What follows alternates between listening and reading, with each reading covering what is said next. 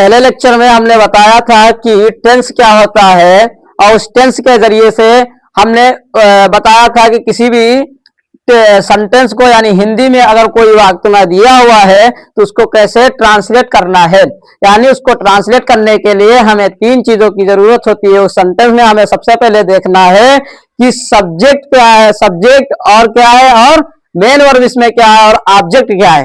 तो सबसे पहले हमें समझना होगा कि सब्जेक्ट कहते किसे हैं, यानी सब्जेक्ट है क्या। सब्जेक्ट को पहले हमको बताना चाहिए कि सब्जेक्ट क्या है। तो हम सब्जेक्ट को देखते हैं। सबसे पहले हमें देखना है कि हमारा टॉपिक सब्जेक्ट क्या है। तो हम देखते हैं कि सब्जेक्ट किसे कहते हैं। इसे हिंदी में कहते हैं कर्ता। हिंदी में कहते हैं कर्ता।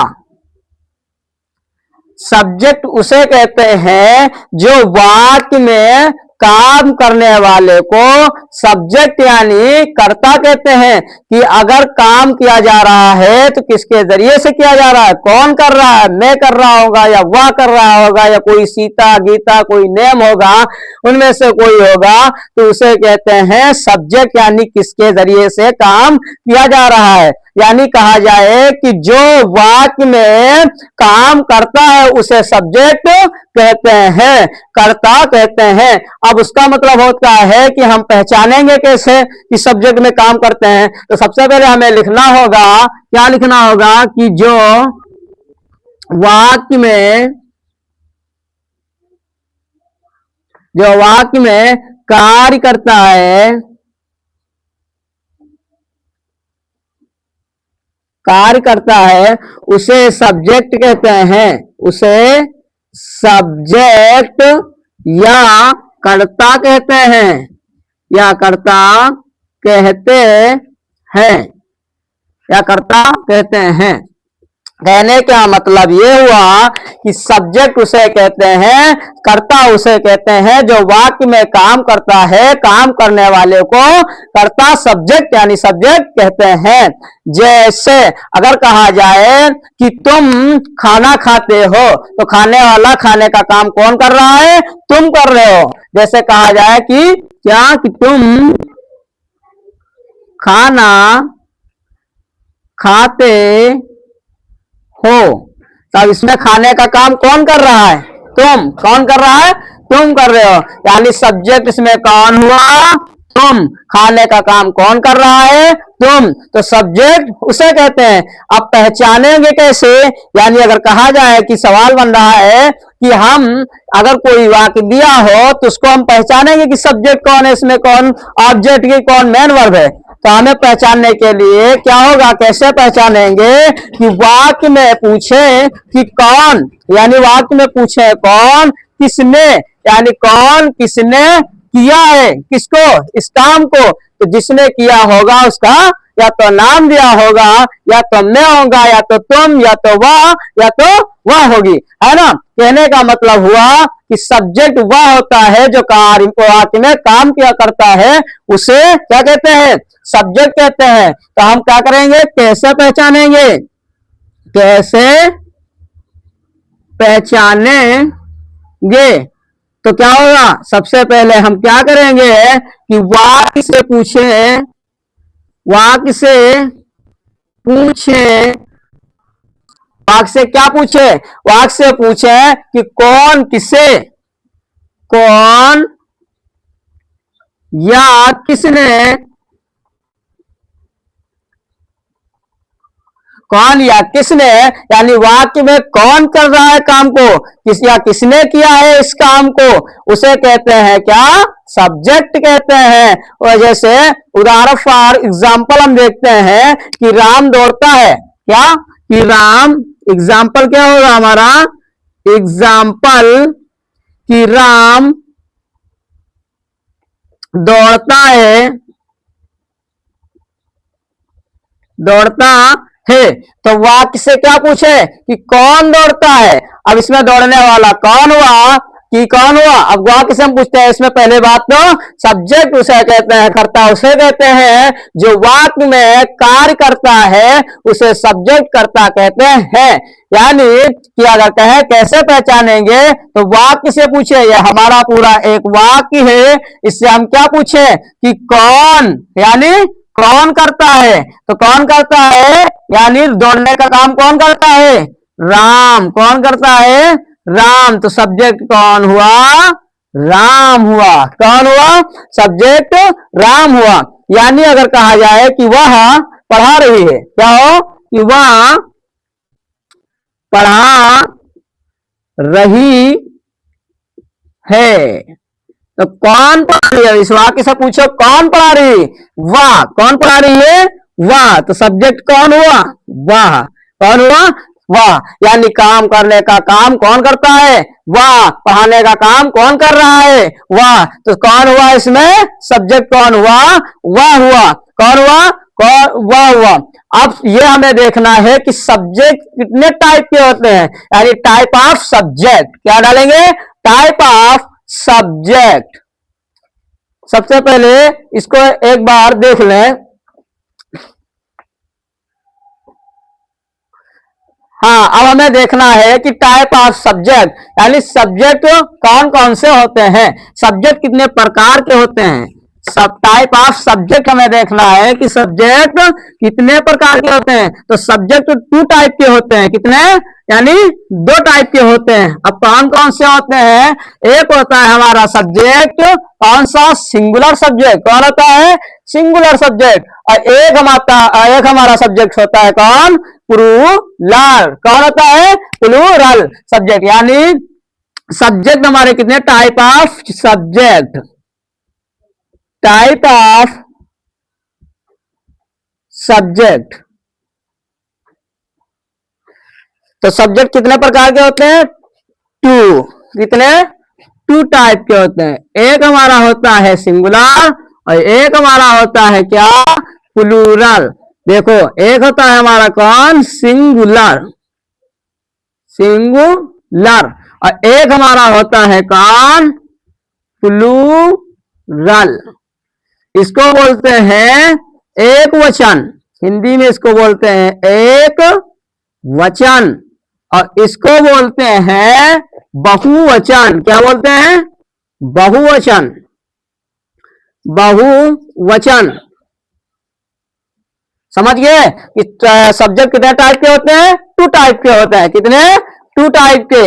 एक होता है सिंगुलर और एक होता है प्लूरल। तो सिंगुलर कौन होता है और प्लूरल कौन होता है, यानी सिंगुलर उसे कहते हैं जो काम करने वाला कौन हो, एक हो, सिंगल हो। यानी कौन आते हैं इसमें, इसमें आता है ही, आता ही, सी, और आता है इट, और आता है हमारा क्या, नेम।